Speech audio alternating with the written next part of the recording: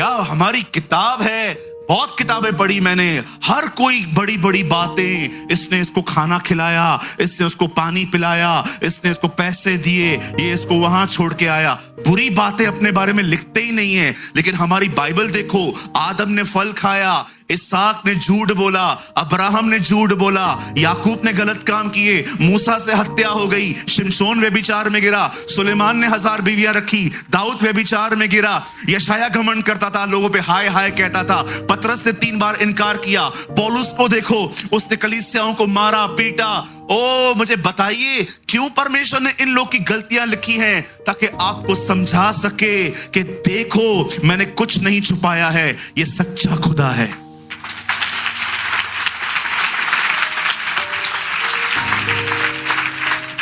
पढ़ो कोई भी किताब, दिखाओ वो लोग अपनी बुरी बातें बताते, कोई नहीं बताता। ये प्रमाण है, ये सच्चा है, ये प्रमाण है, ये बाइबल सच्ची। एक सयाने ने बहुत बुरा कहा बाइबल के बारे में, बोलता है इनका परमेश्वर झूठा परमेश्वर। लोगों ने सवाल पूछे झूठा क्यों कह रहा है? बोलता है खुदा कभी थकता है क्या? तुम्हारा खुदा एक दिन में एक शब्द बोल के थक गया, वो उठा, उससे दुनिया बनाई, लिखा है, फिर उसे विश्राम किया। बोला खुदा कभी थकता है क्या? मैंने भी वीडियो बनाई, मैंने कहा प्रभु नहीं थका था। सालों पहले मैं दिल्ली आया, अकेला आया, प्रचार भी खुद करता था, वर्शिप भी खुद करता था, एड भी खुद डालता था, सब खुद करता था, कोई साथ नहीं था, ये सच है, सब अकेले करता था। एक दिन एक भाई मिला, इसने कहा मैं भी काम करूंगा। अब इसकी वजह से मैं आराम करता हूं, ये कर रहा है ना। जब परमेश्वर उसके साथ कोई नहीं था, वो अकेला दौड़ रहा था, पर जिस दिन उसे आदम बनाया, उसके बाद उसने 6 दिन काम करके 7वें दिन आराम किया। उसने आराम इसलिए नहीं किया क्योंकि वो थक गया था, उसने आराम इसलिए किया क्योंकि उसको प्रेजेंट करने वाला आ गया था।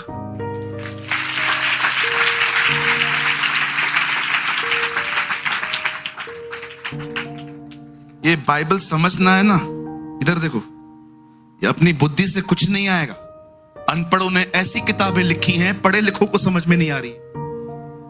अगर नहीं सुना तो फिर से कहता हूं, अनपढ़ों ने ऐसी किताबें लिखी हैं, पढ़े लिखे सीईओ को नहीं समझ में आ रही है। बाइबल कॉलेज चलते हैं इसके ऊपर, पीएचडी होती है इसके ऊपर। यू नो, बाइबल कहती है ये मूर्खता है दुनिया की नजर में। कितने लोग ये बात जानते हैं? प्रभु ने ये कहा है ये मूर्खता है, परमेश्वर की दृष्टि में यह उसको भाया कि जो इस मूर्खता पर विश्वास करेगा वो उसी का उद्धार करेगा।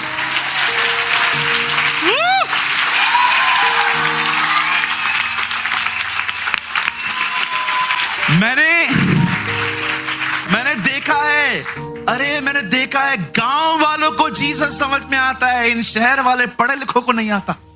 ये एटीट्यूड में झलते रहते हैं अपने। अगर तुम प्रभु को जानते ना, तुम्हारा स्वभाव भी उसकी तरह होता। इसीलिए बाइबल कहती है, मुझे किसी ने कहा ब्रदर आप ऐसा क्यों कहते हो, हम शहर वाले इधर उधर से आए क्या? मैंने कहा ब्रदर यीशु मसीह प्रचार करने भी गांव में ही गया, उसको पता था कौन समझेगा मुझे। मैं ये नहीं कह रहा हूं कि आप प्रभु को समझने के लिए पढ़ाई लिखाई न करो, पर मैंने देखा है प्रभु को चतुर मन नहीं, साफ दिल के लोग समझ पाते, साफ दिल के लोग। मेरे भाइयों मेरी बहनों, यहां देखिए, मैं आप में से हर एक को बताने वाला हूं, बड़े ध्यान से सुनिए। यहां पर जितने भी लोग बैठे हुए हैं, मैं आप में से हर एक को बताना चाहता हूं, हमारी बाइबल कहती है बहुत जल्द हमारा प्रभु हमें लेने आने वाला है। और मैं आप में से हर एक को कहना चाहता हूं, हम उस एस्तर की तरह हैं। मैं आपको बताना चाहता हूं, वो हमारा स्वर्गीय श्रेष्ठ है। उसने इजराइल को चुना, परंतु इजराइल के लोगों ने उसे अस्वीकार किया, और बाइबल कहती है अब वो हमारे पास आया है। जैसे श्रेष्ठ ने एस्तर को चुना, वैसे उसने हमें चुना है, और उसने हमें वचन दिया है, उसने हमें पवित्र आत्मा दिया है, उसने हमें नई संगति दी है, इसीलिए ताकि हम तैयार हो सकें। और मैं आप में से हर एक को कहना चाहता हूं, इस दुनिया में 3 लोग हैं जो जिंदा उठाए गए हैं, एक हनोक, दूसरा दूसरा एलिया, तीसरे हमारे प्रभु यीशु मसीह। लेकिन मैं आपको बताना चाहता हूं, बहुत जल्द वो दिन आने वाला है, 3 नहीं अरबों लोग एक साथ उठाए जाने वाले हैं। आप प्रार्थना करो कि आपके लिए भी वो दिन हो।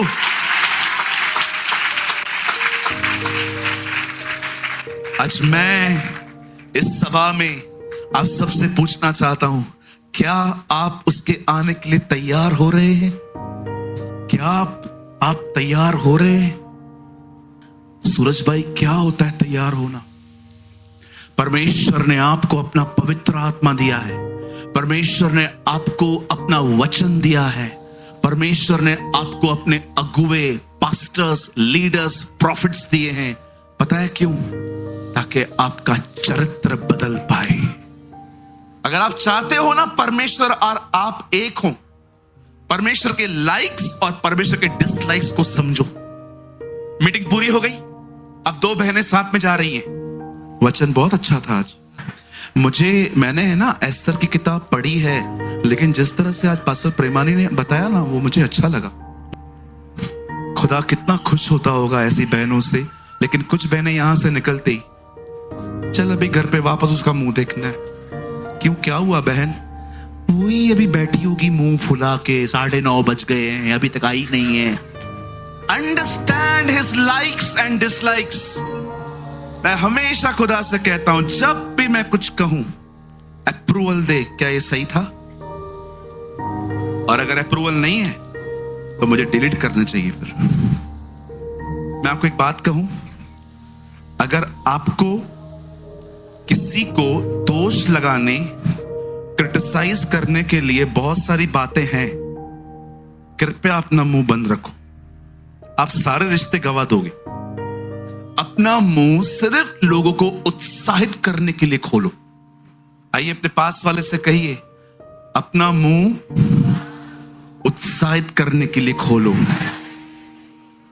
भविष्य में वह दिन आ रहा है जब परमेश्वर अपनी स्वर्गीय एस्तर को लेने आएगा।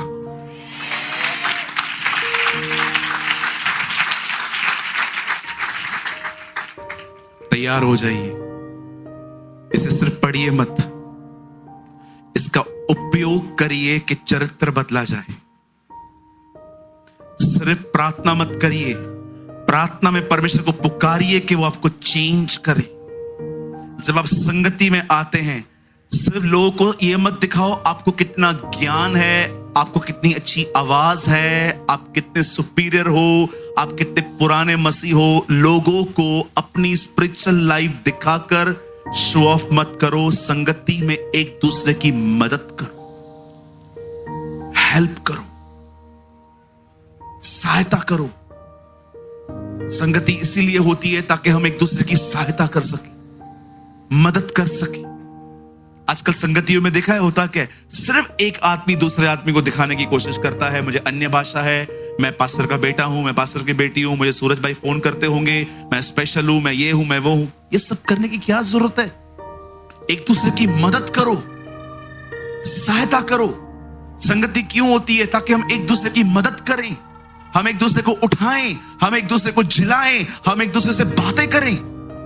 मैं जानता हूं बहुतों को ये शब्द सुनने की कोई आदत नहीं है आजकल, और मैं आपको सच कहना चाहता हूं, बहुत कम समय है आपके पास। जाइए, खबर देखिए, खबरें देखिए, आपको पता चलेगा। छोटा सा देश है, विश्वास कर सकते हैं अब जो मैं कहूंगा? ये लोग कभी नहीं हारेंगे। अब सुनिए, ये क्यों नहीं हारेंगे? अब इन्हें कोई नहीं हरा पाएगा, क्योंकि लिखा है जब अंजीर के पेड़ में हरे पत्ते आए तो जान लेना वो समय निकट है। अब उस पेड़ पर पत्ते लगना शुरू हो चुके हैं, वो स्ट्रांग होता जाएगा। अब इनको कोई नहीं हरा पाएगा। एक टाइम आएगा, ये इतने सुपर पावर बन जाएंगे, ये इतने स्ट्रांग बन जाएंगे, कोई इनको नहीं हरा पाएगा। लास्ट में एक व्यक्ति आएगा जो इनकी दूसरे देशों से सुलह करवाएगा। It's called anti Christ. और जब 3.5 साल के बाद इन्हें पता चलेगा कि जो व्यक्ति हमारी सुलह करवा रहा था वो हमारा बुरा चाहता है, वो हमें मार रहा है, वो हमें पीट रहा है, तब जाके उनकी आंखें खुलेंगी और तब वे जान लेंगे कि एक्चुअली हमने गलत आदमी पर विश्वास किया है।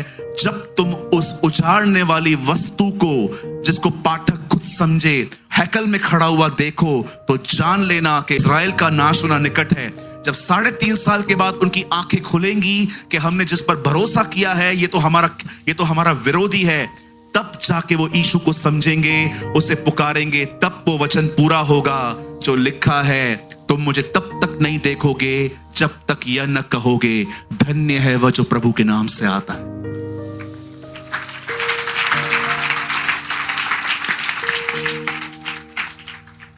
और तब वो आएगा और 1,44,000 को बचाएगा, हर गोत्र के 12,000।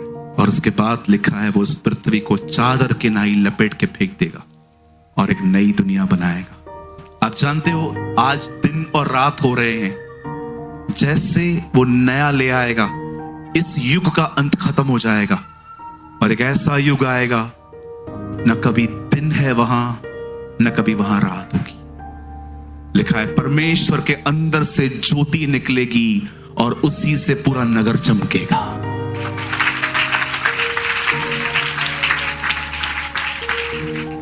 कुछ लोग को लगता है सब खत्म होगा, जी नहीं, युग का अंत होगा, ये जनरेशन खत्म होगी। इसलिए बाइबल कहती है वो युगान युग बना रहेगा, क्योंकि सिर्फ एक युग का अंत होने वाला है बस।